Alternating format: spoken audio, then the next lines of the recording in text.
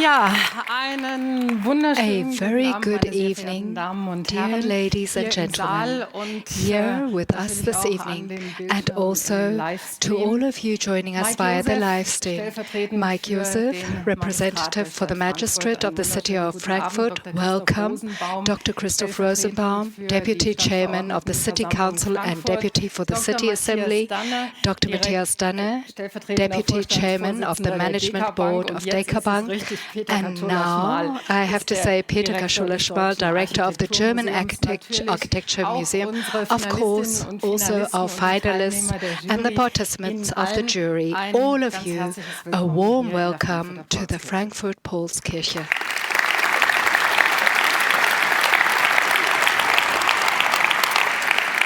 My name is Marion Kucheni, and I am delighted. Normally, I am at a radio studio in Hessischer Rundfunk. This evening I'm here, delighted about this, and I'm even more delighted to guide you through this evening. The International High Rise Award 2022 will be awarded for the 10th time this year, an anniversary that we would like to pay truly special tribute to, and needless to say, we are so excited to see which of the 5 finalists, which you saw at the beginning already, will be taking home the prize of this anniversary edition. But for now, let's start with some music. We are looking forward to hearing Jagdish Mistry. He is a musician who is both at home in both worlds, in the world of contemporary music, which he performs as a member of the Ensemble Modern, which he has accompanied the International High Rise Award for many years already, and also he is at home in the world of classical music, to which he devotes himself in the Isenburger Quartet. And from this world of classic, from the world of Baroque of the 18th century, we will now be hearing Fantasy Number 10 in D major by George Philipp Telemann.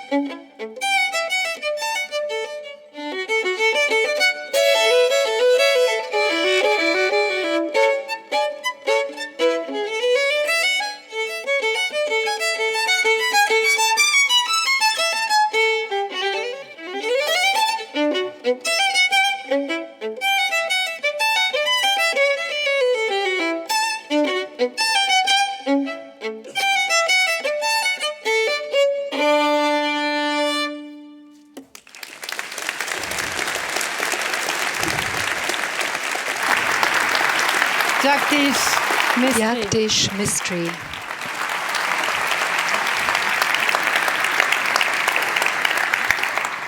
Der internationale The International High Rise Award has been organized and awarded every 2 years since 2004 in partnership with the City of Frankfurt, the German Architecture Museum and DK Bank. The competition is for buildings with a height of more than 100 meters that stand out, and this is important, for their forward-looking design, functionality, innovative construction technology, urban integration, sustainability, and of course, economic efficiency. This year, 34 projects from 13 countries were nominated for the International High Rise Award. 5 of them have succeeded in making it to the final, and we will be presenting them to you in more detail in the course of this evening. And for this, I would like to invite to join me on the stage the head of the Department for Culture and Science of the City of Frankfurt, representing the head of Department for Culture and Science, who is sick today. Please welcome on the stage with me her representative.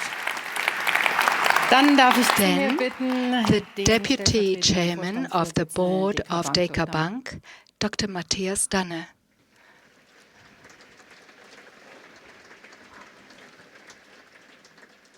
Ton ist weg. Aber jetzt Okay, now sound is back again. The moment you started talking, sound came back again. Thanks. And last but not least, the director of Deutsche Architecture Museum, Peter Kachola-Schmal. Herr Josef, Joseph, I'm going to say, I said this already. We've had this award since 2004, this year for the 10th time. International High Rise Award, of course. Manhattan, of course, the skyline. What does this prize mean for the city of Frankfurt? I think merely the resonance today in the Paulskirche. I don't know when last I saw the Paulskirche so full. This demonstrates the significance of the International High Rise Award. 2004 awarded the first time, and the prize has become more and more significant over the course of time, as has the cooperation between the German Architecture Museum, DK Bank, and the City of Frankfurt. And this, of course, is not a matter of course. When something lasts for such a long time, I would really like to say thank you to my partners, that not only did we believe in this back then, but we have held on to it for so long, and that every year we succeed at being able to present great results here in Frankfurt. Beyond this, with the International High Rise Award, when awarded 2004, I think back then we had Commerzbank, the Atrium, that was the highlight back then. And if you consider what has happened ever since then, how the cluster in our downtown has developed. A few weeks ago, I was at the Tower 1 trade fair. We have a new cluster at the trade fair. When you look at the goods train station, the development there, And then you see how the city has been developing in its high-rises. The gaps have been closed. And for us, of course, it is really interesting, as someone who is providing this prize, to see how are we in competition with other high-rise cities. Which developments do we have? In 2016, I remember the West was awarded in New York, not so high, but very innovative in its form. And I remember back then, I spoke with the representative of Bianca Engels, and I think 120 affordable buildings were built back then in Manhattan. And they told me 30 or 40,000 New Yorkers applied to live there. Back then, it was incredible. And for us, it's also important to see what developments do we have today in this high-rise family. Things that would have been impossible to imagine 15 years ago, like a hybrid. And today, we have high-rise families that are distinguished. And then we also have to look what the international development is like and to see what interesting developments can we use here. Dr. Danner, why did DECA establish this prize together with the Architecture Museum? Well, if you want to have really reliable answers, you need to ask Frau Both. She was here back then. I would have to speculate a bit.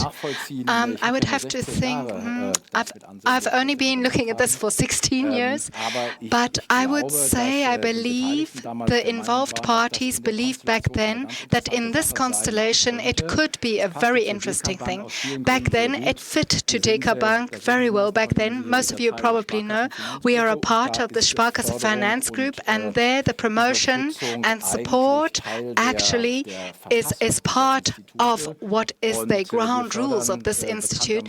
And it is known that we really do a lot in culture, education, art, sport, and then architecture joined this.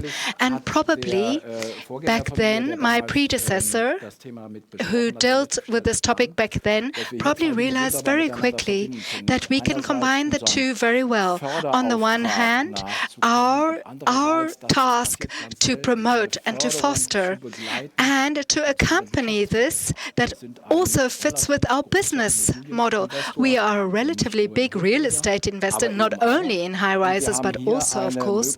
And here we saw a possibility to combine these two models with one another. And I do believe that is what back then moved us. And I can tell you it is what is moving us today, and why we are working together with our two partners today, and why we are so committed to accompanying it. Now we are at the German Architecture Museum. Peter, you are always traveling a lot, on the road a lot, also to look at these high-rise buildings. Which developments in high-rise buildings in the past years have really impressed you? I would say I find it exciting time and again to look at other parts of the world to see what is happening there, which would also work with us. And then we notice when we nominate projects and we come further that they are discussed and that these solutions, possibly with the project developments and the builders, then actually have the effect that they can learn something. Currently in Frankfurt, with Frankfurt 4, we see a true hybrid mix. 10 years ago, we saw this in Singapore, and it's beautiful to see that something is happening, that the high-rises, sometimes they say, this is not contemporary anymore, but I do not believe this is true. I find it incredibly contemporary to think about it, because they use less surface, we can bundle traffics, people can come with public transport, and therefore high-rise buildings use less space, generate less traffic, and therefore in many cities on Earth, in areas where it's really getting too dense, they're becoming really necessary. Maybe not as much with us, but I must say even the city of Munich is thinking about exceeding 60 meters, which is really much for them. But of course, for us, it's beautiful that we are the city with a high-rise, and that is why the high-rise award would only work with us. And I think our investors and our builders really feel addressed, because I must say, every time we also nominate one or two projects from Frankfurt. Of course, that is very important, and it has to be mentioned at this point. Back then, you addressed the criticism. What many people think of is they say, yeah, the 60, 70 high high-rise builds, square, practical. But now there's a giant fascination going around this, and we will take a closer look at this with the final projects as well. There's an incredible fascination with high-rise buildings. They're incredibly fascinated by them. Why?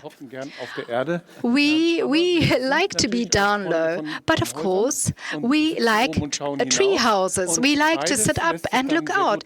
And of course, in high-rises we can combine these two.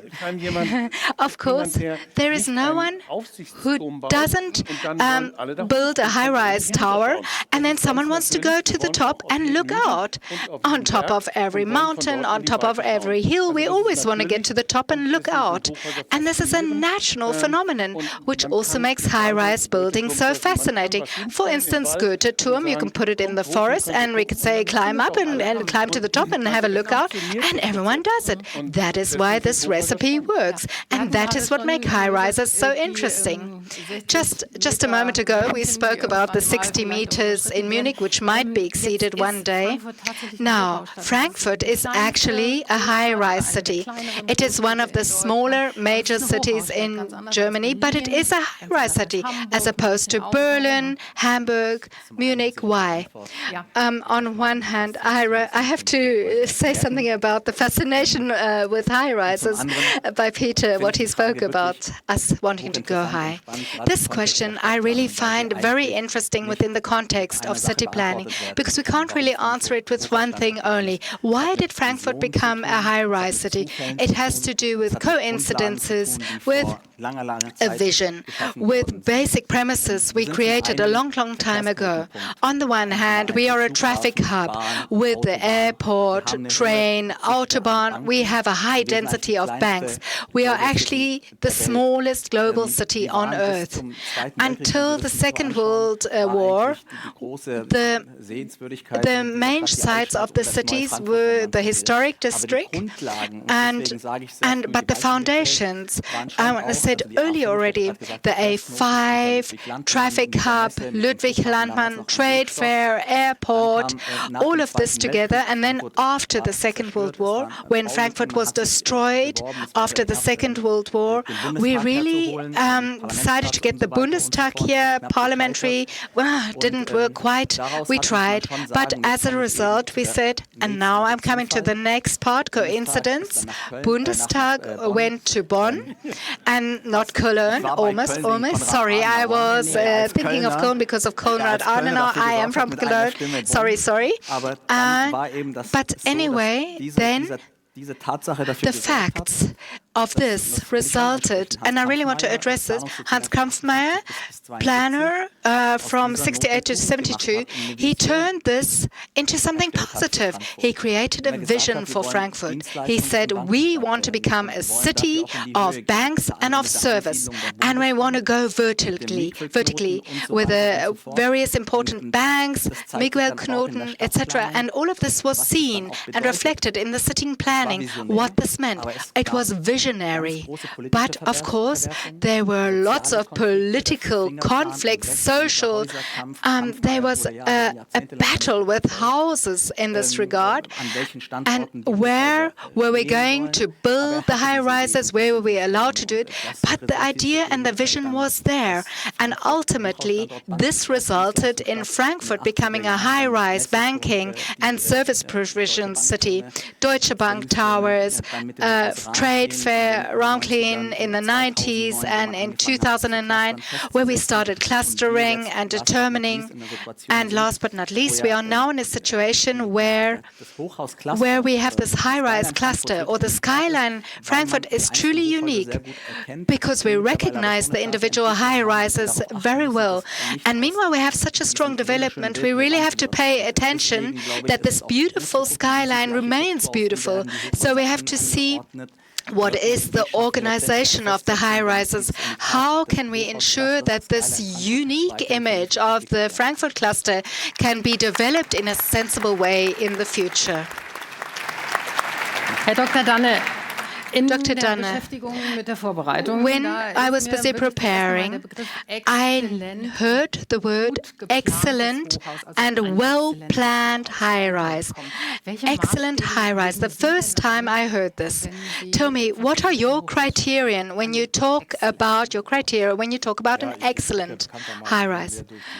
As I have to say, I am paying more attention to the economic rather than the architectural view, so maybe my view is a little bit different, but I can imagine we come to the same result. What is particularly attractive for me when I look at a high-rise is the design, the quality. And with quality, I can imagine, everyone will nod, maybe quality is something different to what the architect directly would look at. But for me, quality means quality of the location, quality regarding equipment, quality regarding its flexibility. There, I like to use the German word wie drittverwendungsfähig. Also, how many people will in future be interested in living or working in this building? That is the crucial point for me, because at the end, we have to consider the economical impact of such a building. And within this context, I would say maybe it's not so different from the viewpoint of an engineer or an architect. Then we are there again with city planning. Most of you think automatically with a high rise in a major city, you think of business, office. Can a high rise not only be a place for living, but also a place for culture? Of course. And I mean, it's not been so long that it's been a place for living. I think the first residential high rises, we're now ignoring the 60s, we're talking 2009, 10, 11, 12. Before that, they were office high rise. Of course, it can be a place for culture, but not only since recently.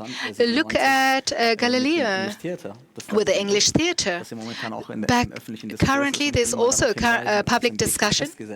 I want to let you know that the cultural use has to remain there. And there is a public contract that the cultural use within this high-rise has to be secured. And back then already, we looked to the future. Also with the Taunusturm, Mrs. Roth, with the dependence of the MK, we had the district tower, the Hellerbau, we had the dependence of the museum for world culture. And I think the alpha and omega, apart from facade and the architecture, also we have to look at the base area. The base area has to be inviting and so open that we know immediately we can go in. It is crazy to see what is going on in Taiwan. You have options there. You can do everything. You never have to leave the high-rise. I'm not sure if that's what we envision under a good life. But of course, this mix is not only possible, but also necessary, because I imagine that it will be better to market if it is more versatile. Now, a key word, sustainability. From the beginning, sustainability has been an important criterion for the IHP. How has the significance changed over the past 18 years? This morning, I said something similar in the press conference. 16 years ago, when I took part for the first time, sustainability was already one of the first criteria.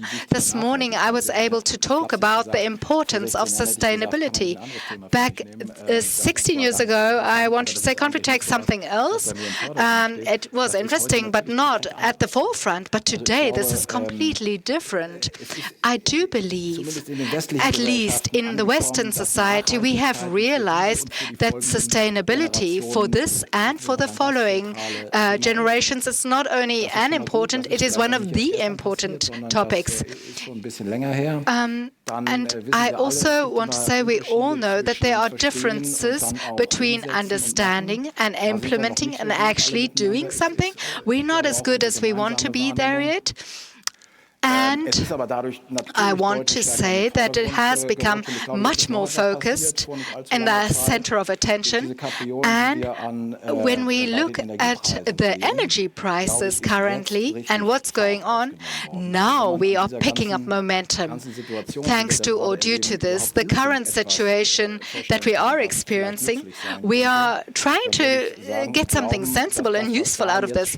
And I think what is happening now, or what is being promoted now, will result in us changing things at a speed beyond red tape. Just talking, appeals, analyses, and prognoses of scientists. Nothing would have succeeded so well as the current situation we are experiencing. We see this with our own building. We have more than 70%, 560 buildings worldwide. 73% of them have been certified. Of course, not enough, but it just shows how important it has become to us. Practically, we don't have any building in our stock that is not certified. Why?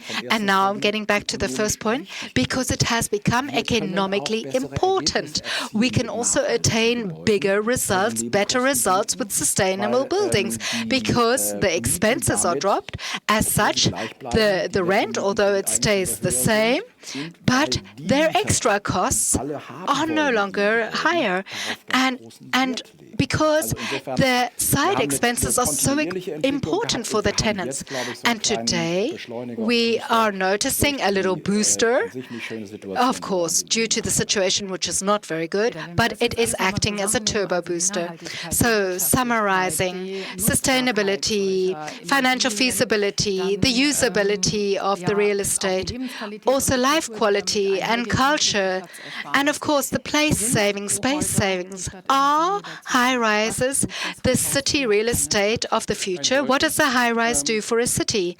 Clearly, because we are growing as much as we are currently 8 billion in Stuttgart, when we have there someone, a great thinker of sustainability.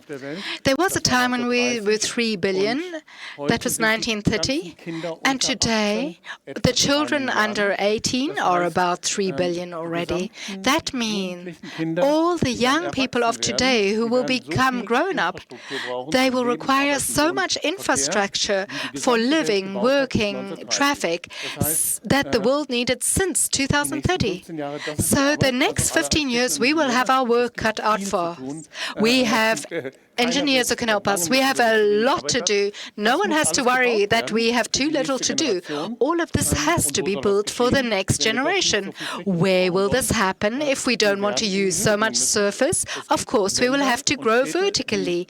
There are countries like Lagos, Nigeria, where they say in the next 20 or 30 years it will become the biggest city on earth with 100 million inhabitants. And how will this be possible without high-rises? High-rises are the system we need to organize densely populated cities.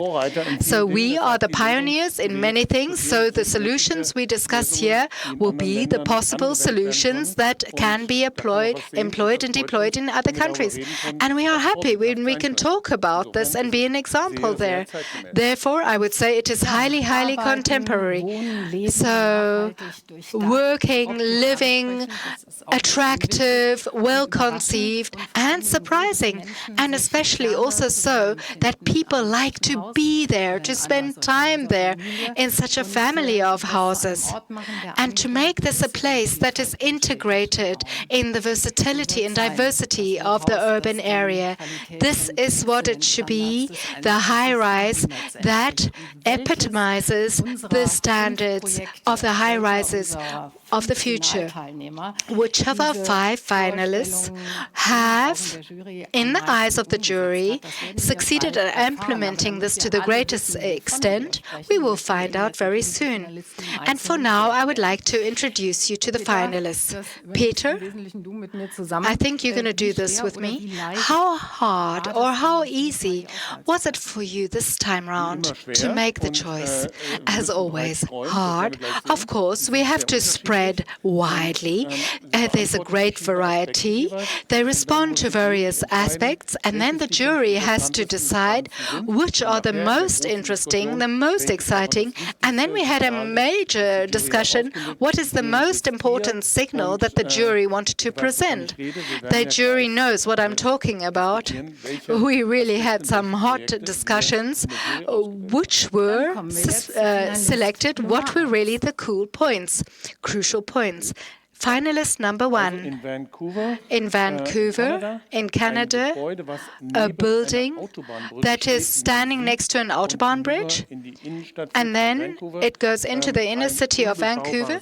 There we have a property that couldn't be built, and the architects, big from Copenhagen and New York, succeeded in this unbuildable area, parking space, with all kinds of societal relevant uses. It could be combined, and it actually also developed the regulatory conditions for this high-rise. We can see that this house has a very special form. The ground plan is a triangle, and the building appears narrower at the bottom than at the top. What does this mean for the statics? Is this a special challenge? Indeed, a truly special challenge. We had the model in the exhibition a few years ago, and it kept on falling over because of this very problem. And this model did not have such a good static, although we tend to rebuild this thing. But I must say the statics here was truly impressive to ensure that it is anchored and doesn't fall over. But for the development of the ground plan of apartments, of course, yes, it becomes a square at the top. Now we're coming to finalist number 2. Quay Quarter Tower in Sydney. It's at the harbour of Sydney, but in the second row, behind, let's say, a traditional high-rise, which is also protected by 3XN architects from Copenhagen, and it has a very special connection with this building. Why 5 boxes on top of each other and have all kinds of life in the base area? We will talk about this soon. So the Quay Quarter Tower, this is not a new high-rise. Rather, it is one that was there and has been changed, truly in a fascinating way. This is a really good example of sustainability. Is this also a model for Frankfurt? Changing, rebuilding instead of new building? I do believe it's not only a model for Frankfurt, but a model for every major city, because in particular for major cities that do have older stock, especially older stock of high-rises, my personal opinion is this is the most sustainable way to build, and not to build totally new climate-neutral buildings, but rather, in my opinion, the future highest discipline will be to use existing structures to release as little possible CO2 carbon footprint from existing substance, and then to attempt to renew these buildings, to expand them, and basically to double them in the surface, and to move in a sustainable direction. This would be an example for all major cities, also for Frankfurt. Please feel free here to applaud. As such, we are now with finalist number 3. This brings us to our third year. We have a building in Wien, Donaukanal. As we know, there are not many high-rises. And here we can see 3 high-rises from the architects, Schreieck architects. Here we have in part high-rise, students in the base area. We have very revitalizing use, kindergarten. This is important not only for the inhabitants, but also for the neighbors, to make these buildings relevant for the whole environment. Mr. Josef, this is truly a very interesting design, little bit shivering facades that are facing each other, lots of infrastructure, kindergarten, restaurants. It is important. We we have heard that we have something like this to increase the acceptance that we can have urban life happen there. How can we promote something like this as a city? I find this family is a really good, this high-rise family is a really, just looking at the architecture here, at the curves, etc. In Rotterdam, there's something similar. Here, not in the cluster, of course, but here, what I find what epitomizes this is the mixture of usage, how we can change the ground plan and the base area, how we are using this, the various mixtures, various uses. And at the end of the day, it's a complete package of facade, of curvature, revitalization. Of course, how can we revitalize the area with hybrid building, wood, etc.? Because, of course, this wouldn't even work anymore without the sustainability aspects being considered. How can we promote this? With special contracts, with competitions. These are the requirements of the city of Frankfurt. Then we start a competition, then we get the results, and then we can follow step by step, and we can steer and create framework conditions. And this is really important and result in great results, as we can say here. Now we are moving on to finalist number 4. A house in Manhattan, New York, at the beautiful Bryant Park by David Chipperfield, architects from London, not Berlin. And it's just over 100 meters, so it could still play along. And there we have a hotel and apartments, restaurant that belongs to the hotel.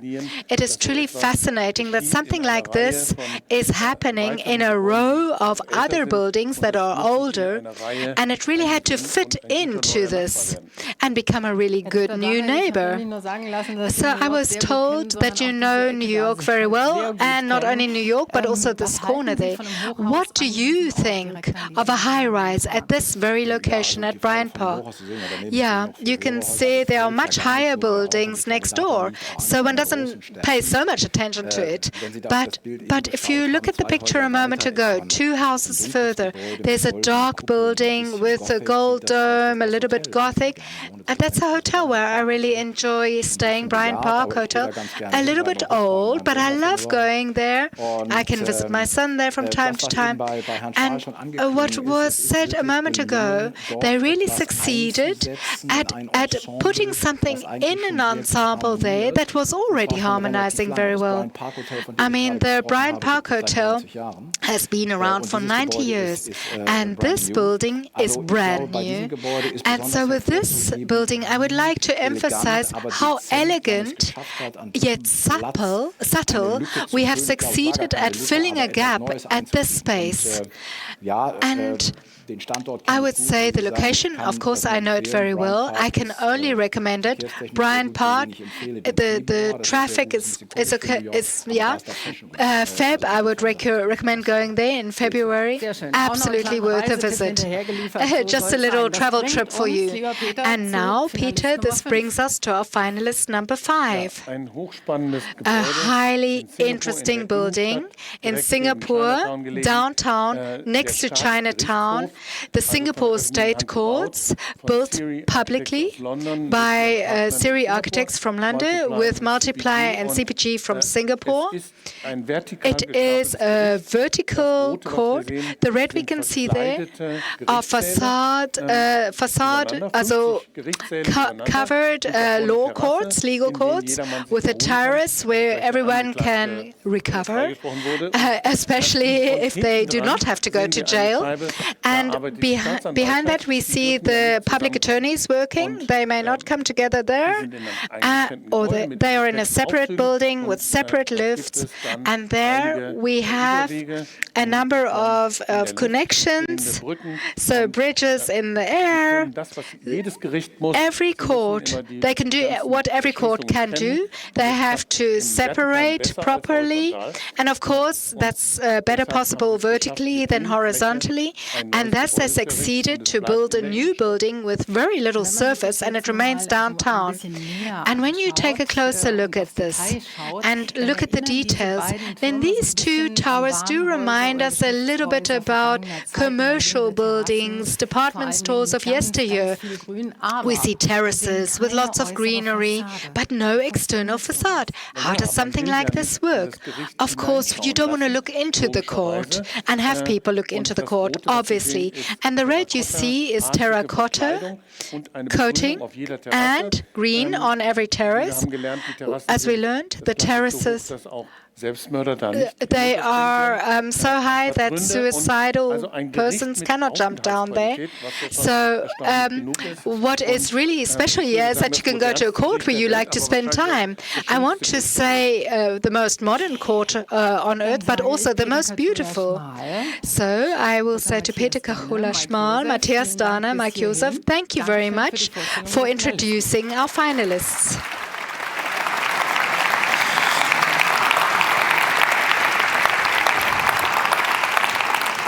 So, wir haben hier now einen Simultandolmetscher, we do have yeah, that's me, the interpreter. Aber der wir mal gerne zuwinken hello. Und uns sehr bedanken möchten, dass sie das Ganze für uns begleitet. Aber weil es jetzt ein bisschen internationaler wird, if it will become more international now, it's going to English. Of this evening. And now that we have presented our 5 finalists with their projects, we would like to let them have their say before the winner is announced, and will hold this statuette in his hand, her hand, a statuette that is a work by the internationally renowned artist Thomas Demand. And this will be the prize for the architect and his or her team. The prize money of 50,000 euros goes to a third party that both the developer and architect have agreed on. And with that, I now ask our 5 finalists to join me on stage. Kai-Uwe Bergmann, partner of Big New York.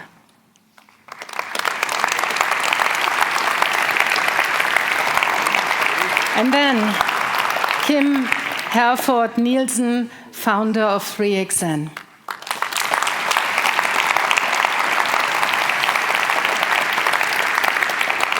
Martha Schreieck, founder of Henke Schreieck Architekten.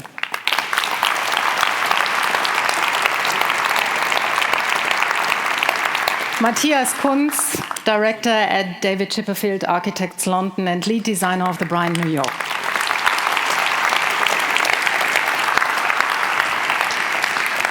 And Christopher Lee, co-founder of Siri Architects. Unfortunately, he can't be with us tonight. He is tested positive for corona, and we wish him all the best and a speedy recovery. That is it. So, Kai-Uwe Bergmann, you created Vancouver House. We've seen that. We now see it here. And you created something really valuable, let's say, out of practically nothing. Is that really what you did, or how would you describe the building site before your intervention? I think that all cities have the same issue where the best sites are generally built first, and then you sort of fill in the spaces, and what's left over are sort of what we call sort of missing teeth or residual spaces that can be under bridges, or they can be too small to develop. And I think that these are actually some of the most exciting spots in cities. And I go back to, I live in New York, and you have the Flatiron. And the Flatiron was actually a site that was too small to develop. And before the elevator. When the elevator was invented, then you could stack enough floors in a triangular pattern that suddenly the math worked and you could develop it. Now the Flatiron building in New York is probably one of the most recognized buildings in the entire city. So think about Frankfurt, of all of the sort of missing teeth, all of the kind of residual spaces that could actually create the flat irons of the future. And this is the fat iron of Vancouver. It's the fat iron. That's why I wanted to ask you, what will be the name of Vancouver House? It's the fat iron. Okay, we'll keep that in mind. Kim Herford-Nielsen for Key Quarter Tower. How did you feel having to deal with an existing tower right behind a smaller and even iconic tower in the second row in that famous Sydney Harbour? What was the biggest challenge for you in this process? I think this process was full of challenges, I must say. Okay, what was the biggest? So many. First of all, the small high-rise in front of it is the first high-rise in Sydney and in Australia. And it's a listed building, so we had to respect that. But actually, we built out from challenges. The more challenges, the more exciting the design becomes, as with the fat iron. So the fat iron would not look the way it was if it was a square site. And same with this one here. We had to twist the building so we get the best views out, as it was in the second row. And that actually created the form of the building. The form of the building was not created out from, we want to make a exciting form, an iconic form. And why did you, and why did you choose the twisting? Yeah, we did the twisting. For example, you can see it from this angle here. You can see that the building is in the bottom looking this way here, because we didn't want it to look into the building in front of it. So it was looking towards the old bridge, famous bridge in Sydney as well. Mm-hmm. And when you come higher up, we wanted the building to look towards the opera that's in front of the building. The very famous. Yeah, we can't see this, but it's impressive sight, very impressive sight. So that was why it was twisted. At the same time, there was an envelope saying that we were not allowed to cast a bigger shadow on the park behind it than the building that was before. And the building that was before was half the size of this one here. That is, again, why we twisted the building so it didn't cast a bigger shadow. So all these challenges here actually shape the building in that way. Yeah, yeah. Okay, I agree, more than one big challenge. Yeah. Far more than one big challenge. Marta Schrajek for Triepel. Maybe we can see this now. Marta, living next to the river in a high-rise building. We've seen the river in a high-rise building. It's quite a daring idea for Vienna. What's so special about your project? What would you say? It's a long story. The program was office buildings. When we were invited to the competition, the program was office buildings, 80% and 20% housing. And we decided to offer a flexible structure who can be both. And during the development, it changed, and now it's only housing. And our floor plans are really flexible, and you can use it as a hostel, as a hotel, a student hotel it is. And the same floor plans, we could implement a very small structure of rooms. Also then loft flats. So it's really for us, sustainability is flexibility and social responsibility, because the form is not only a sculpture. All the cutouts are common terraces for the people in the house. And this was really important for us, to give the people a lot of common space, that the anonymity in skyscrapers are a problem, and so we work against this. And it worked. We have a kindergarten, we have shops, we have but we did not only offer common space in the base building, we also did it in the vertical, in several floors, bibliothèque, kitchens for parties, because we have a lot of small flats, because the flats are very expensive, and so they can make party in these kitchens with the big terraces, with a huge view to the city. Okay, Matthias Kunz for the Bryant. What was the idea when building something right next to this beautiful park in Manhattan, Bryant Park? Was it like, let us build something that looks like it has always been there? Well, I think designing a tower is always a certain challenge to design something that has a certain presence, physical presence in the city. And we can see most of the other finalists, they're singular buildings, they're solitaires.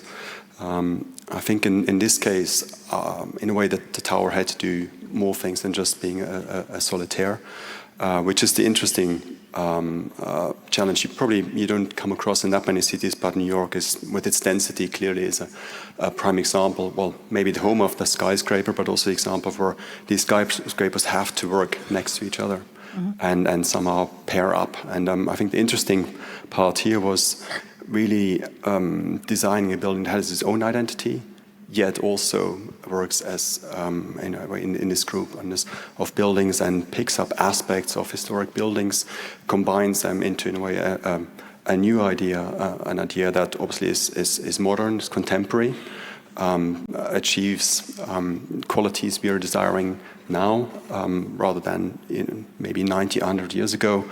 Dr. Danne said before, the Bryant Park Hotel, that has been built about 95 years ago. And by the way, you were sleeping in one of our hotel rooms. We designed that building the interior is about 20 years ago.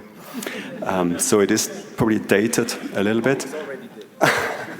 But yeah, it's designing a solitaire, but also a partner. I think there was a key challenge we were facing. And it's not that high. We've not such a big high rise for New York. Is it not to throw shadows at Bryant Park? Well, it's actually interesting. Before there was a discussion about the B-plan, the Bebauungsplan that's being shaped here by the city in Frankfurt.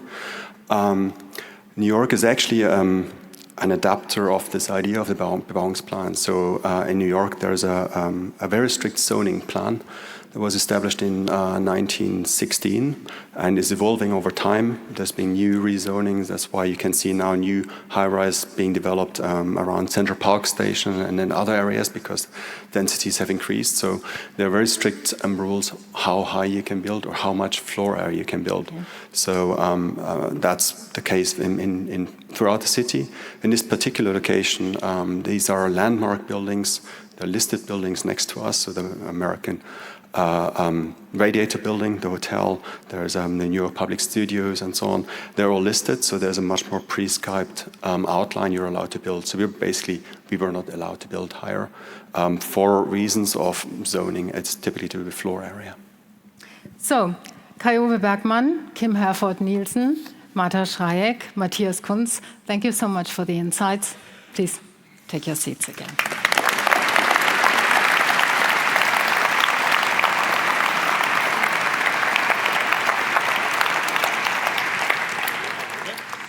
And with that, the moment has come. The announcement of the winner of the 10th International High Rise Award. And for this, I would like to ask Dr. Matthias Danne to join me once again. So, Mr. Danne, you have now the honor of announcing the winner. Is that the right one? I hope so, because I can't check because I wasn't informed who is in that envelope. So I have no clue. So let's check. Yeah, okay, good. So, ladies and gentlemen, the winner is Key Quarter Tower in Sydney from 3xN and AMP.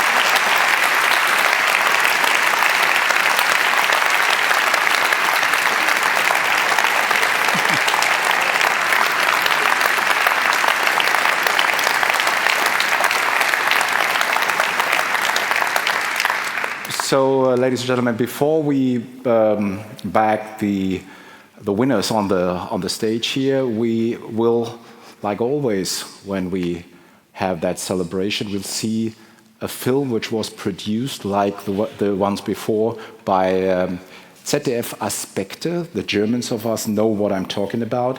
A very respectful, one of the last very respectful things you can see in TV, has produced a very, very dedicated, sophisticated film, as always, where you can see many of the things we already told you about that building, and many answers or many questions you gave to Kim will be answered through that film.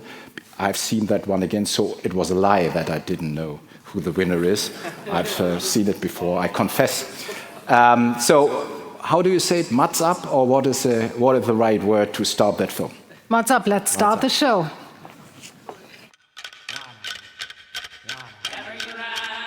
It is a holy act, and it is taken very seriously here by both society and corporations alike. The ritual dance of members of the Australian Indigenous people, performed on the roof of Sydney's latest skyscraper, the Quay Quarter Tower, on the occasion of its completion. That is the cleansing of the ancestors. It's also about safe passage, permission to be here, and so that everybody here has the blessing of the ancestors, and they will be protected until they leave this place. Embedded between two world-famous landmarks, to the left the Harbour Bridge, to the right the Opera House, the Quay Quarter Tower slots into the city's skyline and nevertheless stands out. A total of 50 stories spiral their way up to a height of 206 meters. The building was commissioned by Australian investment company AMP Capital. Until responding to the project tender, Danish architecture practice 3XN had never designed a high-rise. So how great was the pressure on architect Fred Holt to create another landmark? We never try to create a landmark. We create buildings that respond to the user, that actually creates a positive user environment. We really believe architecture shapes behavior. Then there's site constraints, other factors, setbacks, guidelines, a brief, cultural factors that come in that start shaping the building. And through those constraints, we create this informed design. So it's never about form for us. And occasionally, that building, that final product, is called iconic. But looking at this building from the outside, it has a unique form, but it didn't start off that way. And the architects and developers had to achieve something else as well, to breathe real life into an entire quarter of town. After close of business, the quarter was as good as dead. It had been a nocturnal non-space for decades. Hardly a single tenant renting office space wanted to stick around. A prime urban address with existing historical buildings confined to the social and business margins. It was our vision, as well as the city's, to completely transform and revitalise this part of the city. So early days, you know, with 3XN and our architects, there was a lot of focus on improving the porosity across the two city blocks and to create more streets and edges and corners to infuse the whole development with a very diverse mix of retail. So there's this dramatic tower, but there's also a 3-level podium, which is also being very carefully crafted. One of the features of the podium, which is again where that activation starts from, it's sandstone, and the sandstone actually relates to the heritage buildings around the site. We've already seen a big difference just in the precinct. Restaurants have started to pop up around the tower, which didn't happen 20 years ago or even 8 years ago when I started coming back and forth. So activation at the podium, market hall level, the surrounding precinct is vital for the success of a high-rise. Worldwide, hundreds of now aged high-rises are threatened with demolition, something that releases CO2 in gigantic volumes. That said, the construction industry is already one of the largest carbon emitters. The ambitious plan by the architects was to retain the building core of the old 1970s high-rise and shorten the construction lead time. It is the first project of its kind that I'm aware of in the world, and it is absolutely a model for the 21st century. What's so extraordinary about the QQT project is that it's much more than a traditional retrofit. It really is a completely new makeover of an existing building using the pieces that were able to be reused in a clever and sensitive way, and then building something that's completely up to date and absolutely stunning on the city skyline. The old high-rise's load-bearing structure was retained and a new skyscraper built up around it. This saved $200 million in construction costs, while the rigorous building regulations compelled other unusual solutions. We've doubled the square meters of the previous building that we've retained 2/3 of. The shaping of the blocks, the way they stack, the way they shift, as well as the crown, the top of the building, it's shaped to actually fit within the solar constraints. So even though we've doubled the size of the building, added 4 more floors, we couldn't create 1 square centimeter more of shadow on the botanical gardens and the domain. The main benefit was the creative construction methodology, where we demolished the existing tower at the same time as bringing up the new tower, and that effectively saved over a year in construction time. And that has a huge impact on the commercial feasibility and made the project stack. And then, of course, the other reason is the incredible environmental benefit. You know, we now know, and we didn't know then, that as a consequence of doing this, we've been able to save over 12,000 tonnes of embedded carbon. QQT also sets completely new standards on the inside, too. Here, the concept of work is thought anew and translated into architectural form. Only a few months after completion, tenants had signed up for over 90% of the space, and one day, 8,000 people will work here. Key Quarter Tower has a series of atria that are cut out of the northern portion of the floor plate, and that creates a social spine. And we call it the social spine because it really is the backbone of the interior. It gives the building its purpose and that social dynamism that's crucial to creating a place that people want to be. You know, a happy employee is a productive employee. So from a client's point of view, they can actually start to quantify this idea of collaboration and well-being as being good business as well. Over 500 flexible workspaces spread across 4,000 square meters, vistas, workstations, tranquil spaces, conference rooms, views outwards and from above. They are all part of QQT's futuristic spatial concept. The quiet zones and meeting points designed by Aboriginal artists bring to mind the culture of the First Nations. I've had so much feedback around the spaces, whether it's the actual physical feeling of being in a space like this that takes you back. Even just sitting here, you don't realise what this environment or this space is doing to you. But it's actually calming you and allowing you to reflect and to just be dreamy. A truly dreamlike working ambient is also delivered by well over 9,000 sensors, 168 cameras, 36 elevators, 18 of them double-deckers. QQT is also kept running by an ingenious waste management system, while heat inverters as high as a house ensure energy-efficient room temperatures, and over 800 bicycle racks foster sustainable mobility. An unusual and impressive high-rise at an iconic location. Will the Key Quarter Tower be a strong message? I would hope it would say that use me, explore, this space belongs to you. And it would also show all of us when we get older, sometimes we get better as well. It was an incredible engineering feat, and nothing had ever been done in terms of reuse and transformation on this scale of an existing office tower. So it truly was a pioneering journey.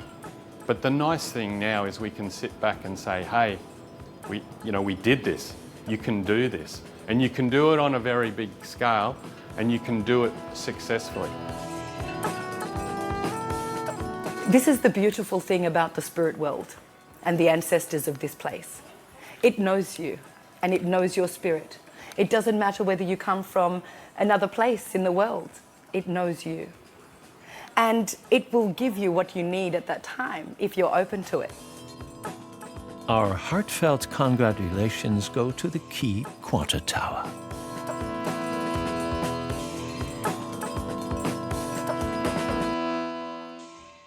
Quarter Tower.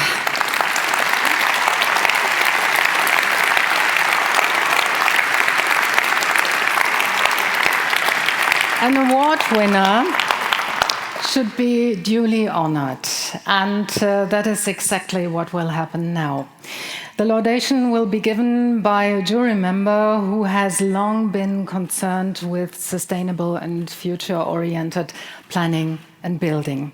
His company, Transsolar, has been developing sustainable energy concepts for over 20 years and advises architects and engineers worldwide on their implementation. Please join me in welcoming Matthias Schuler.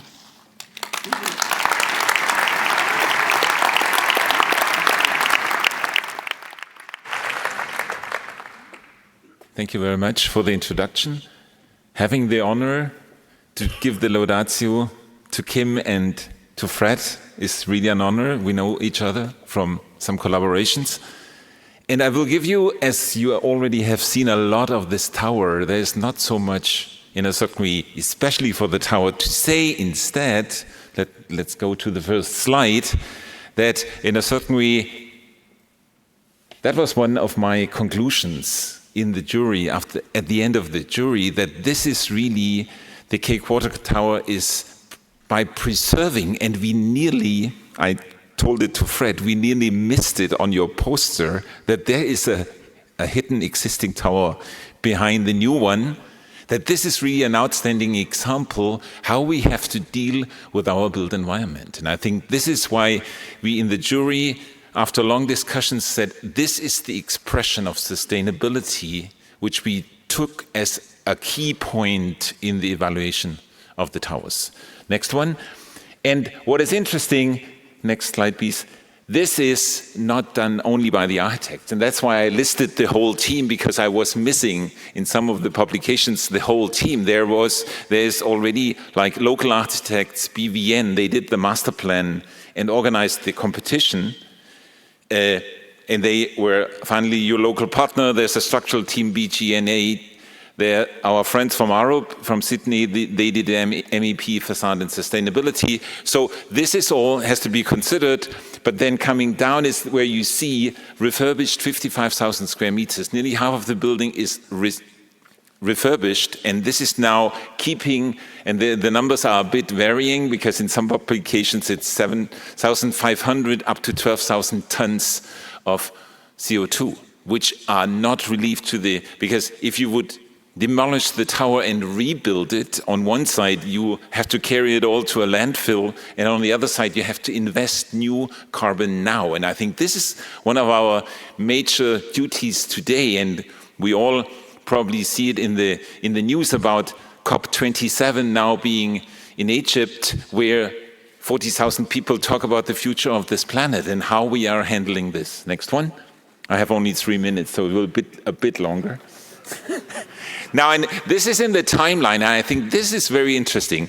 This is I took from the news, you see ZDF, so I grabbed it from the news on Sunday evening. This is the development of CO2 in our atmosphere, 420 ppm, that's the parts per million, the content of CO2. And the problem of CO2 is that it's like it reduces the transparency of our atmosphere in respect of long-wave radiation.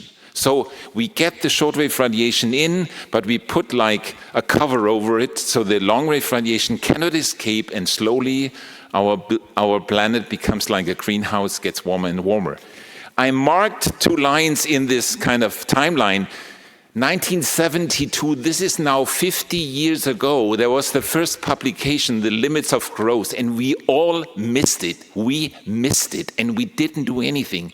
And now our kids are reminding us that we missed this chance for 50 years. And it's getting more precious and more precious.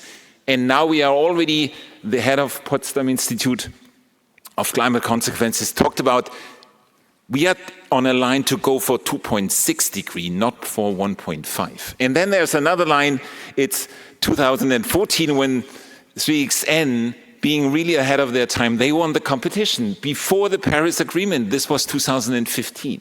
Next one. So I think this is how we have to put it in. And this is the development of the carbon emission of our planet. And you see 2015 and we are still rising. It's still rising. In 2021, the newest numbers are already 38,000 megatons of carbon emissions. And we have to go to 7,000 megatons because this is what our planet can digest in carbon emissions by the system. And if we are 7 or 8 billion people, each of us can consume 1 ton of carbon per year. That's what the planet allows us. And the timeline to go there, to reach the 1.5 degree target, is 2028. So that's around 6 years to go. Next one. So, and this is just showing where we are kind of emitting. There are 3 kind of groups. This is energy, this is production, and there's the buildings. You see the buildings are included there, and industry, all the industrial products, and the other one is mobility. So that's the 3 major part where we have to focus on. Next one. It's very interesting, and you see that as a consequence of the decarbonization of our electricity, we all talk about that we have to change from coal to renewable, and this will bring down the carbon footprint of each kilowatt hour of electricity. But if we come down, the embedded carbon in the building construction gets more and more important. So this is the way that, this is the statistic for buildings between 2015 and 2050, new build, 90% of their emissions will be emitted by the erection of the building. And Peter, if I hear you saying that we have to build in the next 15 years again what we built for 3 billion people before, the planet will not take it. I think that's something we need to be aware of. Next one. So I think this is, and this is the ticker, you have it online. This is an online ticker which tells us we are able to make the 1.5 degree target. We are able to emit another 282 gigatons of carbon. This leaves us 6 years and 8 months until with the today emissions we are done. Next one. So, and this is showing now the switch from 1.5 degree to 2 degree. So for 2 degree, we may have March 2047, but then it's already the 2 degree target increasing of our climate. Next one. So that's the final, the 9. So I think I can only apply on each of us. We have to start now. Better yesterday, and I think this is where I'm very grateful for 3X, and they showed us it's really possible. It's possible to do. Thanks for your commitment. Matthias Schuler, vielen Dank. And I would now like to invite again Dr. Matthias Danne, Mike Josef, Peter Katola-Schmal on stage, please. So you line up here, please. So, big moment now, big moment, great applause. With a big applause, the winners of the International High Rise Award 2022, 3XN from Copenhagen for the Key Quarter Tower in Sydney, Australia. Kim, Herford Nielsen and Fred Holt, please join us on stage for the award ceremony. Congratulations. Congratulations. Very good. Congratulations. Congrats. Congrats. Congrats. Congrats.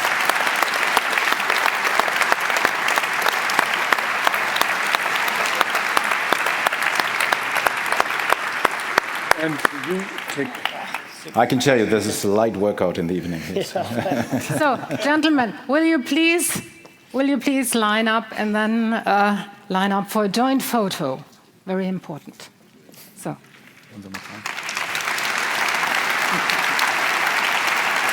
Well done.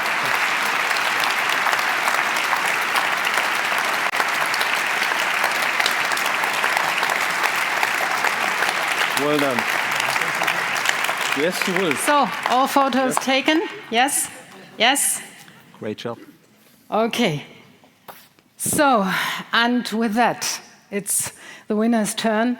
Unfortunately, the developer AMP Capital cannot be here this evening, but he will address us in a short film in a moment. And now, Kim Herford Nielsen, founder of 3XN, and Fred Holt, project architect from 3XN Sydney. The stage is all yours. Thank you. When I got the question before, what was the challenges? I didn't finish my talk. Of course, the big challenge was about transforming the existing building to the new building. I think today it is a huge obligation to build for us architects. As we say, it has become rocket science. There's so many things we have to take into consideration. It's not only just to get a nice form or to do some apartments or office spaces or whatever.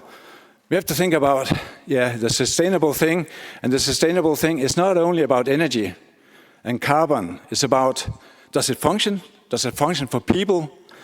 Does it connect to the city? Does it give something back to the city? As I say, there's no reason to build if it doesn't improve the place afterwards. So don't build if it doesn't improve the place afterwards. There's a waste of money and time.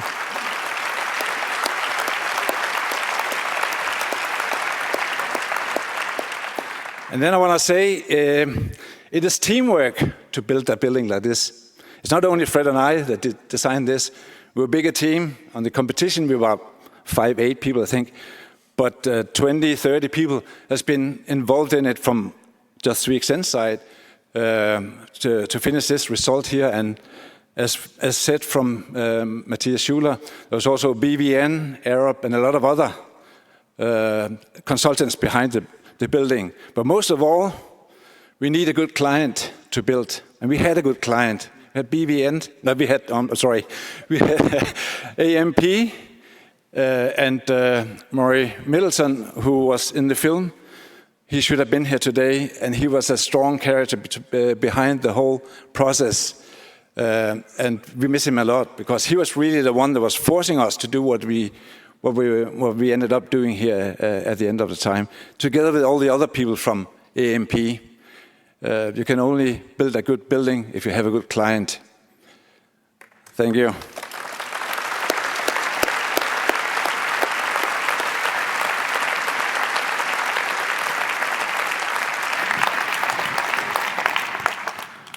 And that, ladies and gentlemen, was the award ceremony. Oh, sorry. Film. And then. Hello everyone from Quay Quarter Tower in beautiful Sydney, Australia. I hope you're having a wonderful evening celebrating 10 years of showcasing the best of global architecture. Congratulations to the sponsors for reaching this milestone event. On behalf of AMP Capital's real estate team, we are honoured to accept the International High Rise Award for 2022. Thank you to the City of Frankfurt, Deutsche Architecture Museum and Decker Bank for this prestigious award. We are delighted to have Quay Quarter Tower recognised globally and to be part of the exhibition at the museum over the next couple of months. I would also like to thank the sponsors for the generous prize, which we hope to utilise to provide an educational experience to First Nations architecture students incorporating principles of Danish design. I'd also like to acknowledge and congratulate the other finalists for the 2022 International High Rise Award. Each finalist was a world-class project worthy of the recognition, and we are very proud that Quay Quarter Tower was recognised as part of this group. As the developer, our vision for Quay Quarter Tower was to create a world-class workplace with exemplar sustainability credentials.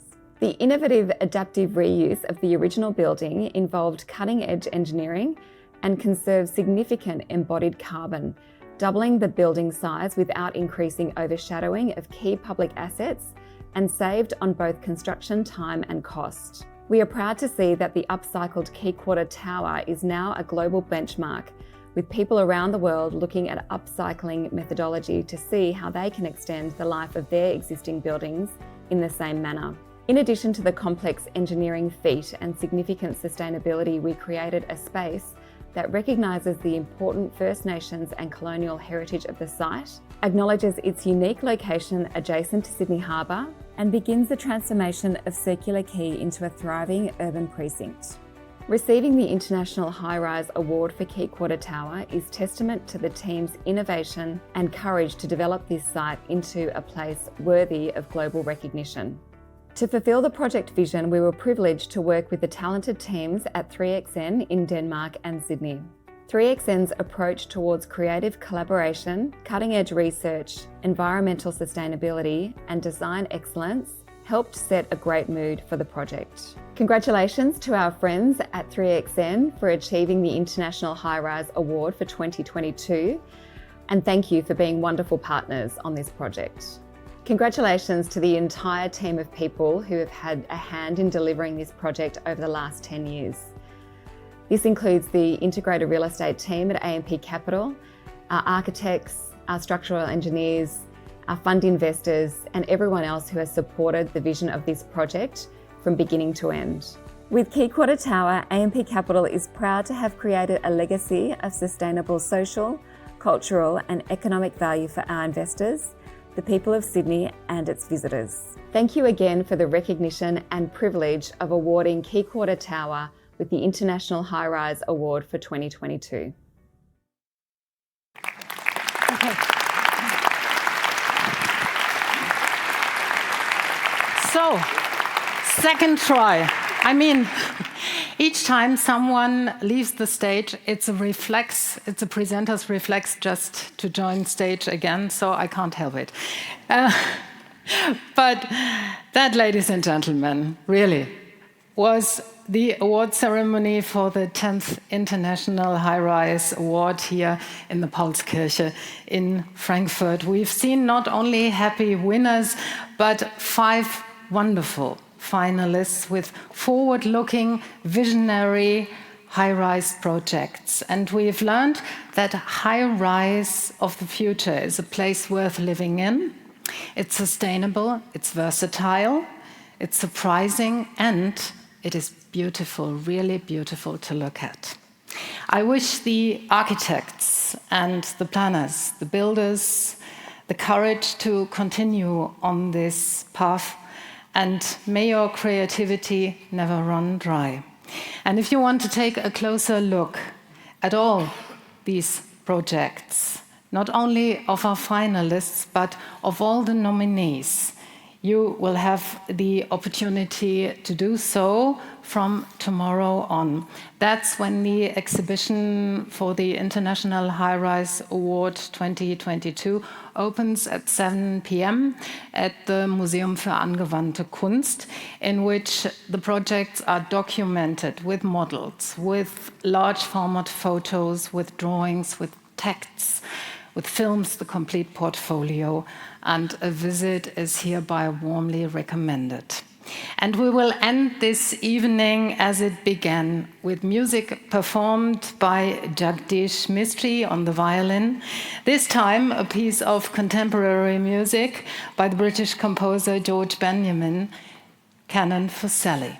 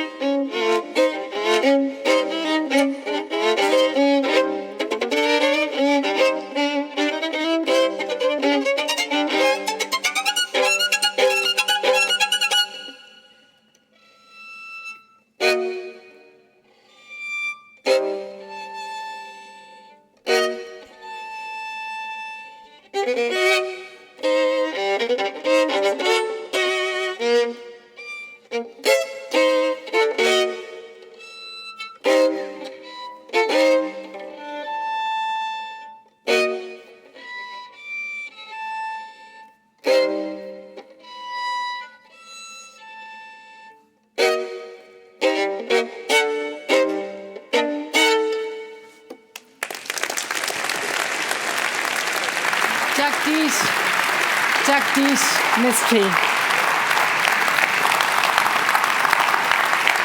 So, it is not quite over yet, not quite, because finally I ask our winners to come on stage, and also the clients, the finalists, Peter Kaczula-Schmal, Mr. Danner, Mr. Josef, please come join me. Join me on stage for a final photo with all the clients, all the finalists, the winners. Please come join me on stage for a final photo. Yes.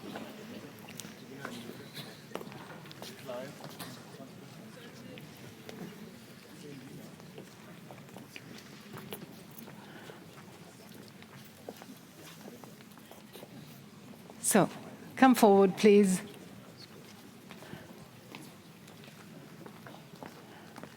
Smaller ones first, front line, taller ones in the back. Okay, like a class photo. So maybe we can come together a bit. Is that all right for you? Shall we just? Okay.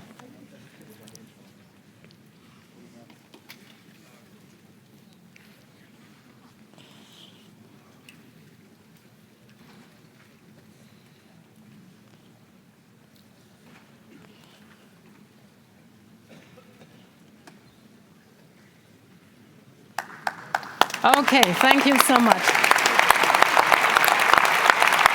So, thank you all here at the Paulskirche. Thank you so much for being with us in the live stream. Deka now invites you all to a small drink where you can continue to network and exchange ideas maybe. We will see each other again in 2 years at the latest. And until then, please stay healthy and confident. Thank you very much. Good night.